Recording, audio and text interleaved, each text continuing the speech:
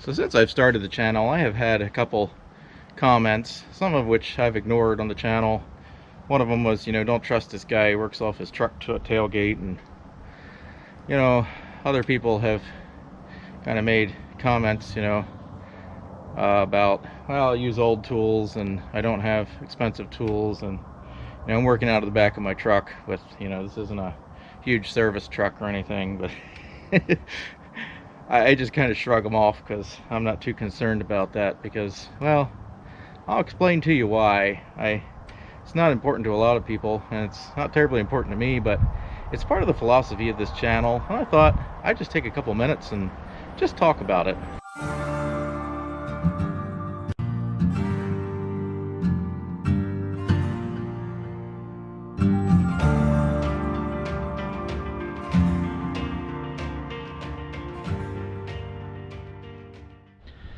So I have quite the eclectic collection of tools, and over the years some people have taken that to be that I don't really know what I'm doing because I didn't spend $20,000 building up a complete matched set of tools. But many of my tools have stories behind them, and there's a reason that they're in my toolbox or on my truck. And for example, this hammer here is a carpenter's hammer, but I carry it on my truck because it has lasted so long.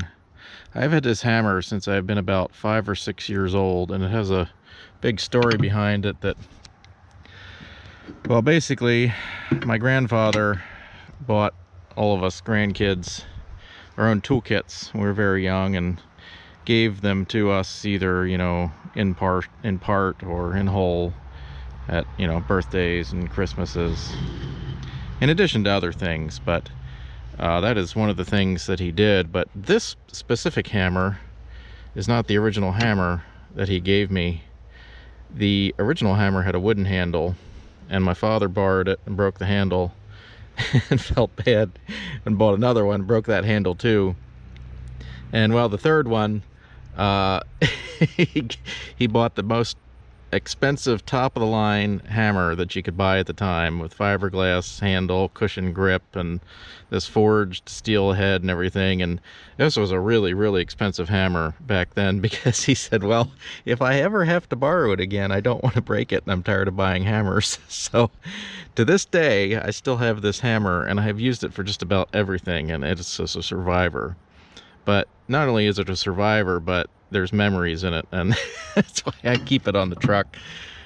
And there's many other tools like that. For instance, this pair of channel locks is an original channel lock brand. I don't know if you can see, that's the actual channel lock name on there, made in the USA. But this is also part of the original tool set that my grandfather gave me back in the day, one of the many tools that he gave me. And not only have they survived, but they have been abused, as you can tell, and used hard for just about everything you can think of, including a hammer, when I didn't have that one handy. But there's many tools in my box that have stories behind them like that, and the few that I got from my grandfather like this, I like to still use them. They have some sentimental meaning, because whenever I get them out, I can think of my grandfather and so forth and use them. But I know for a fact they're so durable that they will probably last forever. And there's a few things like that. I have a few screwdrivers. I have a few snap-on tools that I have picked up over the years. Never really paid money for them unless they were at a yard sale or something. But things like this, it says, this is a snap-on screwdriver. Warning, do not use as a pry bar, chisel, or punch. And clearly I've done that. Some snap-on tools are really good. I don't believe in all of them, but some of them are. I have a few snap-on screwdrivers and so forth, and they're very nice. But I didn't specifically go out and buy them. Those specific tools came from a job many years ago. They were gifted to me. Probably came out of a semiconductor fab, if I can think about it. But I think like this This mini ratchet set, I think, came out of a semiconductor fab as well. It was probably liberated, you know how that goes, or accidentally traveled out in someone's toolbox. These are actually very expensive kits, and you can get different setups for these. And we used to use these in the fab because they're very, very handy and compact, and you can throw these in your box or your pocket if you have one, and you don't have to carry a huge toolkit because they're so versatile.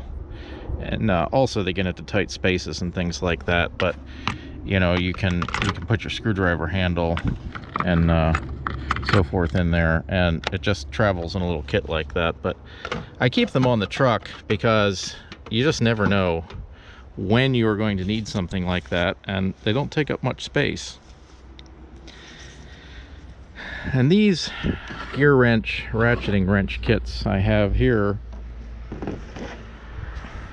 these, I worked at a hardware store when I was in college, and this is one of the kits I bought then. This is one of the first gear wrenches that were available. And I have used and abused these, both these SAE and Imperial kits. I have never broken one. And I have abused the snot out of these things. And even the cases have survived, and I use them all the time.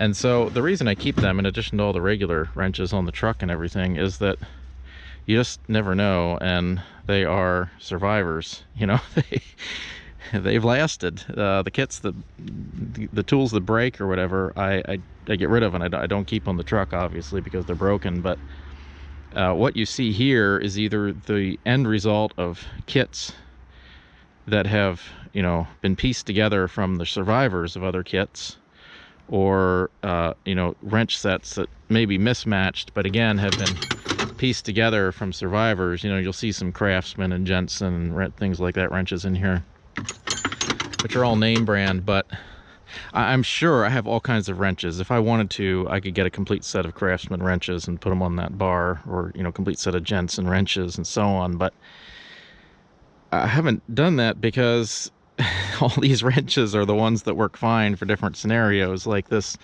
1/4 inch wrench is an Autocraft, and no, it's not a name brand Snap-on or Craftsman or anything, but it's a survivor, and it's, you know, it's long, it's not a stubby one, which is hard to find in a 1/4 inch. You can actually get a little bit of leverage and stuff when you need it, and it has proven itself to be tough. So no, I don't have $20,000 toolkits on this truck, but the tools I do have are proven, and that's one of the very, very important things.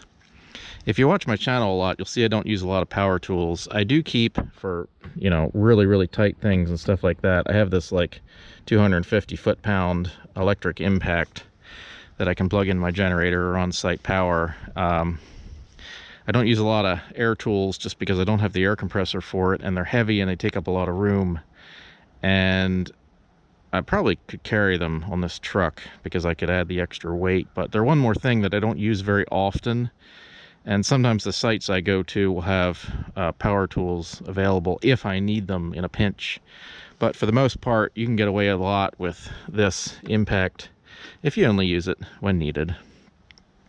There's things in there like this slide hammer back here that, well, it's the only slide hammer I've ever owned, and it's the only one I've ever needed. I don't use them very often, but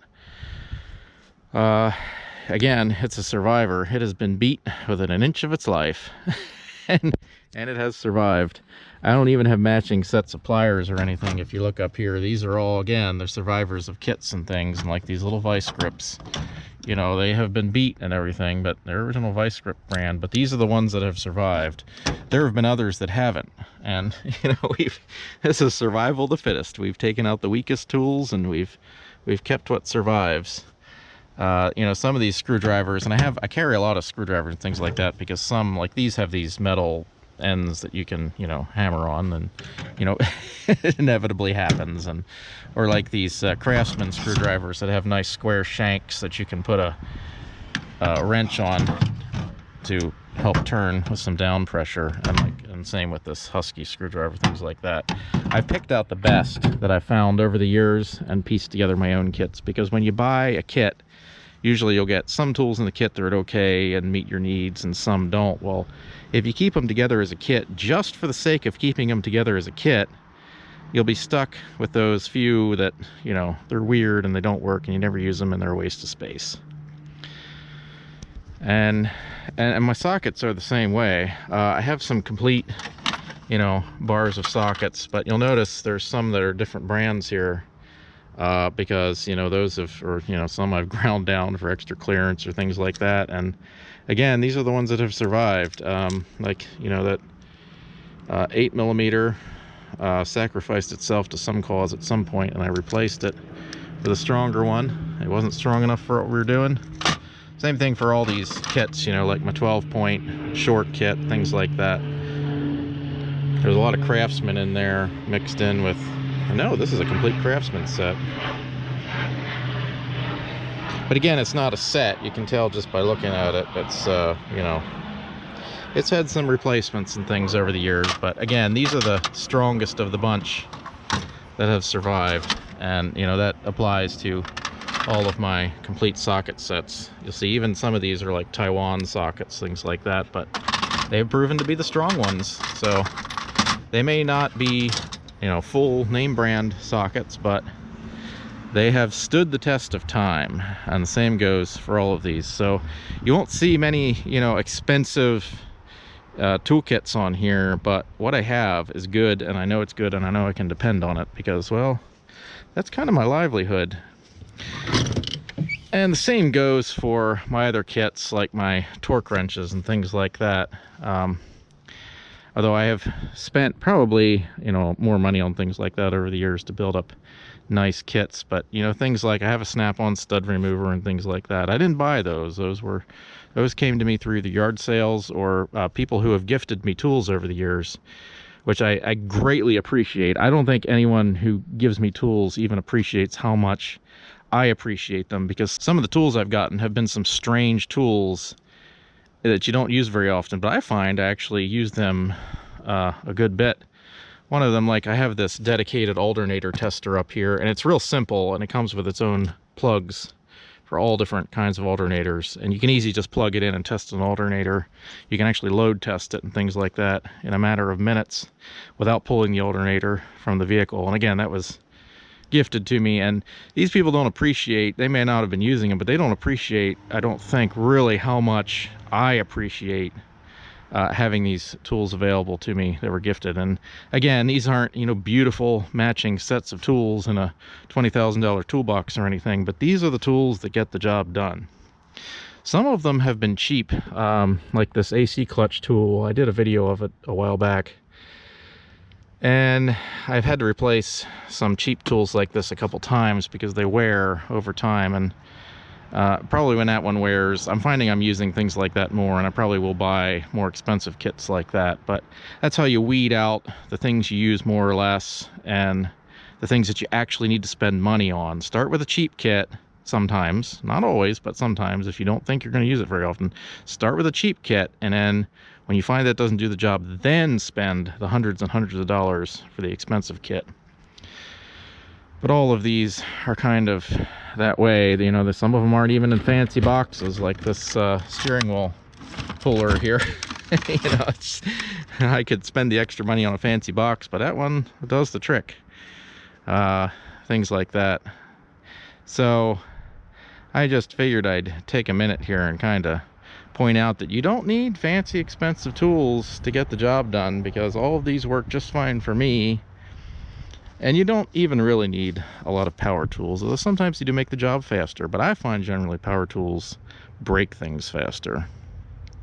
Sometimes it's worthwhile to go a little slower and use hand tools, because you got a little bit of tactile feedback more than, you know, some other power tools. And well, sometimes they're better. That's what I find. But there's things like this meter up here. You won't see, I see less and less of this on trucks as time goes by. Actual troubleshooting tools and people troubleshooting things. But this is a Universal Enterprises analog meter, and I showed it again on a meter video a while back. Just a quick, you know, what kind of meters do I carry? And this is a